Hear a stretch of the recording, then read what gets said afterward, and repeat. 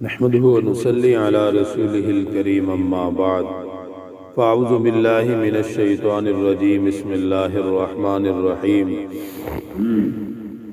وجاء من أقصى المدينة رجل يسعى قال يا قوم اتبعوا المرسلين اتبعوا من لا يسألكم أجرا وهم مهتدون وما لي لا أعبد الذي فطرني وإليه ترجعون صدق الله العظيم۔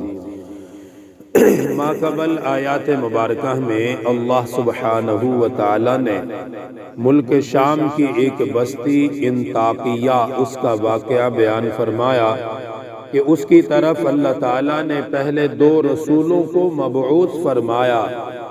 ان 2 رسولوں نے اس بستی والوں کو سمجھایا، اللہ کی طرف بلایا، پیغام دیا، لیکن ان بستی والوں نے ان دونوں رسولوں کا انکار کر دیا۔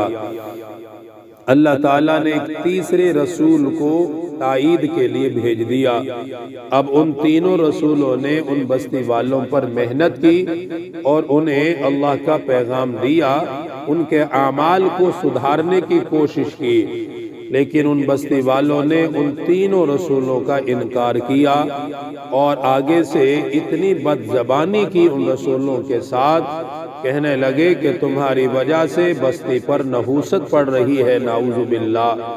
جب انہوں نے ایسے الفاظ کہے جو انبیاء کی توہین میں آتے ہیں تو اللہ تعالیٰ نے اس بستی پر عذاب کو مسلط فرما دیا۔ جو دعوت دینے والے کا انکار کرتا ہے تو اللہ تعالیٰ کی پکڑ میں ضرور آتا ہے۔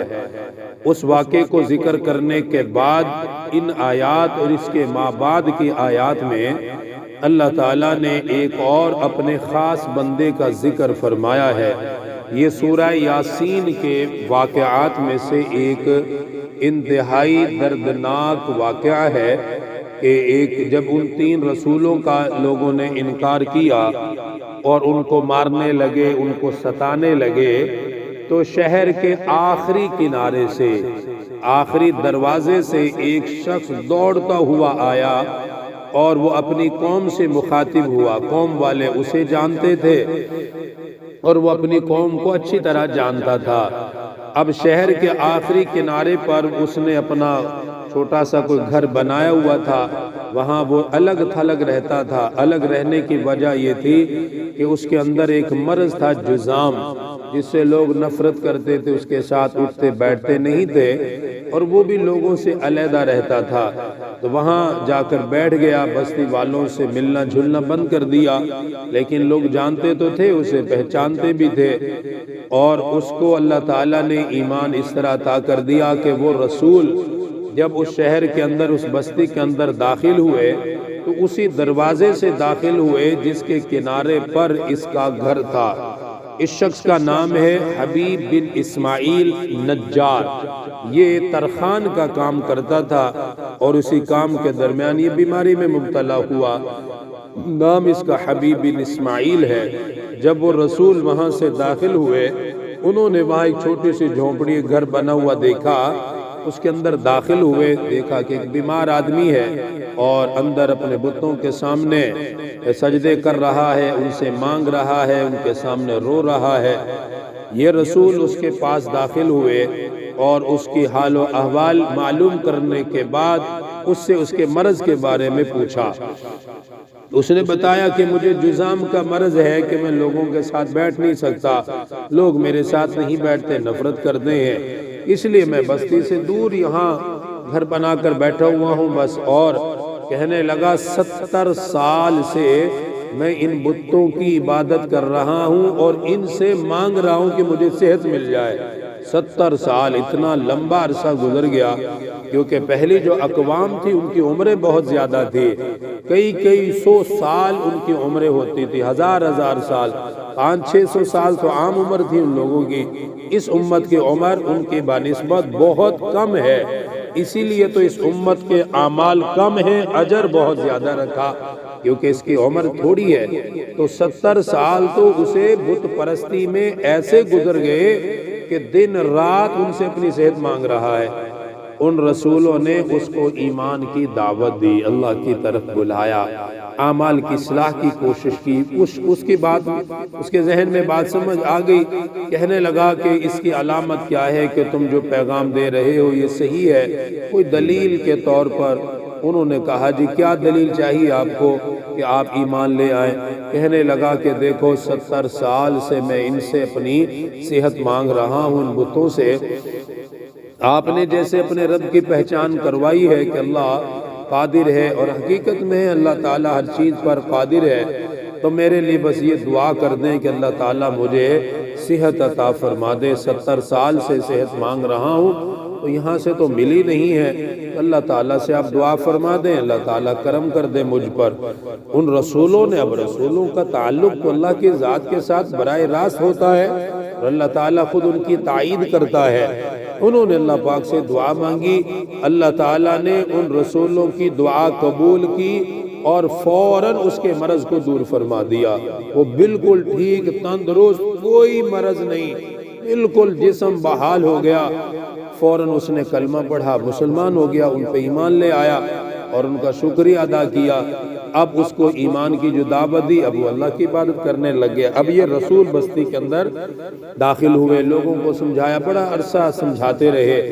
جب ان رسولوں کا انکار کیا، ستایا، تو اس کو پتا چلا کہ جو رسول میرے پاس آئے تھے وہ بستی کے اندر ہیں اور لوگ ان کو پریشان کر رہے ہیں۔ تب یہ وہاں سے دوڑتا ہوا ان رسولوں کی تائید کرنے کے لیے اور ان کے مقام اور مرتبے کو سمجھانے کے لیے بھاگا۔ قرآن پاک نے بھی جو اس کا انداز بیان کیا آنے کا، یہ کہ وہ دوڑتا ہوا آیا، کیونکہ ہر بندہ اس کو یاد رکھتا ہے جس کا احسان ہوتا ہے۔ ان کا احسان تھا رسولوں کا، اس کے پاس آئے، ان کو سمجھایا اس کو اور اس کے لیے دعا کی۔ وہ دوڑتا ہوا آیا، اس نے بستی والوں کو مخاطب کیا کہ او اللہ کے بندے کیا کر رہے ہو؟ ان رسولوں کے ساتھ دشمنی کر رہے ہو، ان کو تم پریشان کر رہے ہو۔ ان کا تعلق اللہ کی ذات کے ساتھ اتنا مضبوط ہے کہ یہ جو مانگیں گے اللہ پاک ان کو عطا فرمائے گا، اس لیے تم ان سے عداوت مت کرو، ان کے ساتھ دشمنی مت کرو، وگرنہ ساری بستی ہلاک ہو جائے گی۔ اس نے بہت سمجھانے کی کوشش کی اور کہا کہ یہ تم سے کون سے پیسے مانگتے ہیں؟ بات اس نے اتنی خوبصورت طریقے سے کی کہ یہ تمہیں اللہ کی طرف بلاتے ہیں، یہ کون سا تم سے پیسے مانگتے، اس کے بدلے میں اجرت مانگتے کہ بھئی اس کے بدلے میں ہم یہ لیں گے، اس کے بدلے میں ہمیں یہ چاہیے۔ یہ تو کسی سے ایک وقت کا کھانا بھی نہیں مانگتے، صرف تمہاری بھلائی اور خیر خواہی کے لیے تمہارے پاس آئے ہیں، اس لیے ان کی بات کو مان لو۔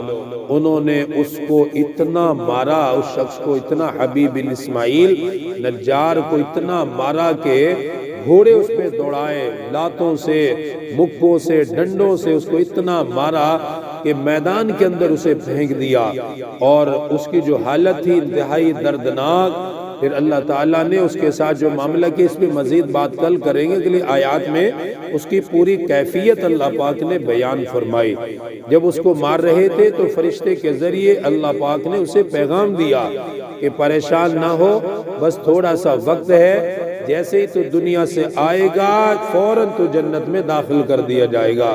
اس کی جنت اس کو دنیا میں دکھائی گئی، اور پھر اس کے ایسے حالات، یہ ایسا شخص تھا کہ اس کی موت کے حالات اللہ پاک نے دنیا میں دکھائے۔ آگے آیات میں واضح طور پہ آ بھی رہا ہے۔ اس نے مانگی تھی یہ دعا کہ میں چاہتا ہوں کہ میرے حالات میری قوم دیکھے، جنت میں داخل ہونا دیکھے، اور مجھے جو کچھ آگے ملنا ہے وہ ان کو یا اللہ دنیا میں دکھا دیجئے۔